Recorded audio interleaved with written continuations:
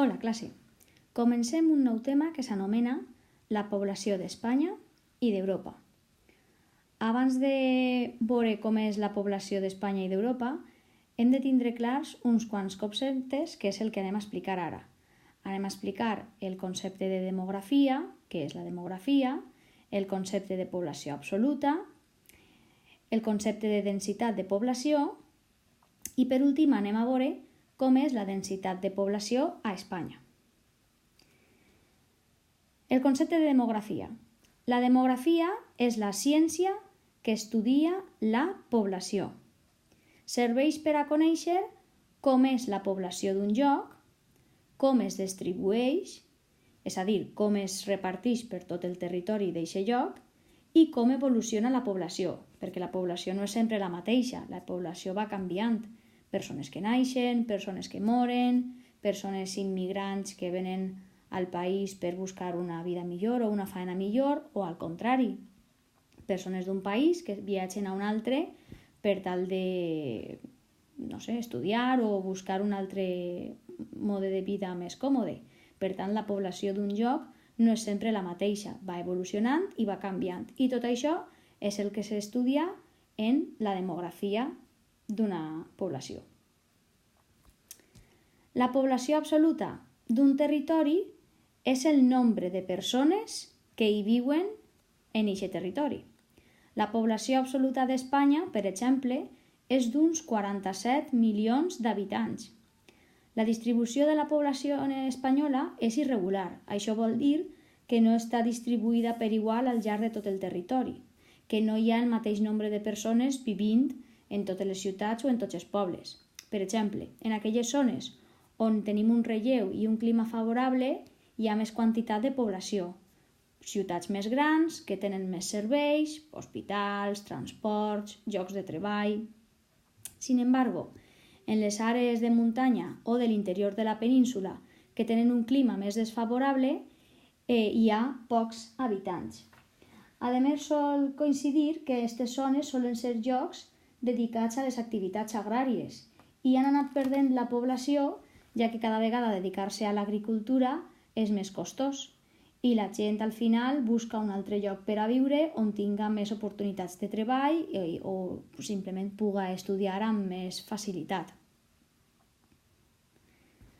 La densitat de població és el nombre d'habitants que viuen en un quilòmetre quadrat de superfície. Utilitzem la densitat de població per a saber si un territori està molt o poc habitat. Per exemple, si un territori té una densitat de població molt elevada, això vol dir que és un territori que està molt habitat, que viuen moltes persones. I al contrari, si un territori té una densitat de població molt baixeta, vol dir que hi viuen poques persones. La densitat de població, per tant, relaciona el nombre d'habitants, que és la població absoluta, i la superfície d'un territori. Fixeu-vos en les imatges que tenim a continuació, per explicar i comprendre millor el que és la densitat de població. Si volem saber quina és la densitat de població, hem de dividir el nombre d'habitants, ho tenim així en el requadre groguet, hem de dividir el nombre d'habitants entre la superfície en quilòmetres quadrats, que si veieu s'abreuja així, la K, la M i el 2 eixe xicotet dalt, són els quilòmetres quadrats. Fixeu-vos ara en les dues imatges on estan les persones. El país A, de color taronja, té una superfície d'un quilòmetre quadrat i hi viuen 100 persones. La seva densitat de població és de 100 habitants per quilòmetre quadrat. Han dividit 100 persones entre un quilòmetre quadrat, clar, 100 entre 1 a 100. El país B, en la mateixa superfície, el mateix territori, és a dir, un quilòmetre quadrat, està habitat només per 20 persones. Per tant, la seva densitat de població és de 20 habitants per quilòmetre quadrat. 20, entre 1 a 20. En el mateix territori, en el mateix espai, hi viuen més persones en el país A, per tant, una densitat de població major, que en el país B, que té una densitat de població menor. Anem a veure, per últim, com com està distribuïda la població en el territori espanyol, quina és la seva densitat de població. Espanya ocupa un territori de 500.968 quilòmetres quadrats i té una població de 93,4 habitants per quilòmetre quadrat.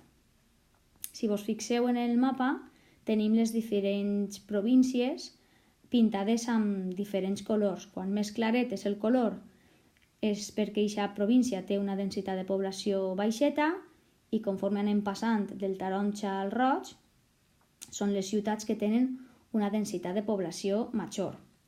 Les zones menys poblades es troben sempre a l'interior de la península, on les activitats agrícoles i ramaderes tenen un pes important, que és el que vos deia abans. Són les províncies que queden en l'interior de la península on la densitat de població és menor i viuen menys persones.